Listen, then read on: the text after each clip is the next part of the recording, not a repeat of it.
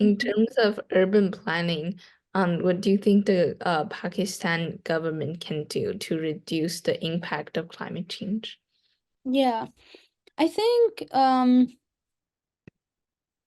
I think there is a few things specifically when it comes to like I guess when it comes specifically to climate change and in a governmental level in developing cities, I think green infrastructure is a big one. Mm, I've been thinking a lot about it. How can we implement green infrastructure? For example, parks are like the most easiest way to prevent floods.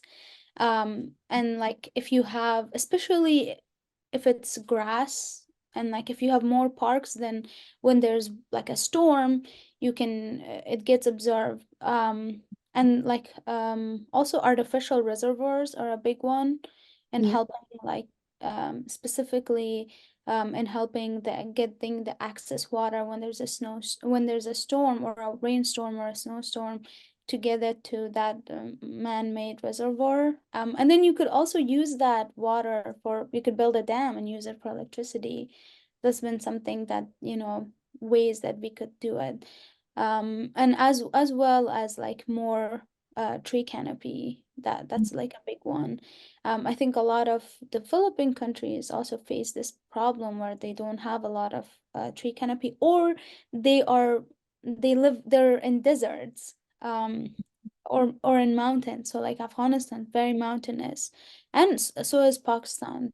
Very green, but still like there's a lot more infrastructure that could go into it, like specifically when it comes to storm management Mm, that there could be implemented storm management infrastructure that could be implemented. And I've been thinking a lot about sand and the role sand plays when it comes to helping with the I mm, know there are beaches in the US. When you go, there are huge sand bodies that are blocking it. So these are mainly beaches that have been preserved by like or that have been preserved by the government itself. So the sand, when there is a flood, it gets absorbed by the sand and it doesn't go into the town. So you build these like hills of sand. That was something I was thinking could take place in Pakistan. Um, Again, I don't know how much money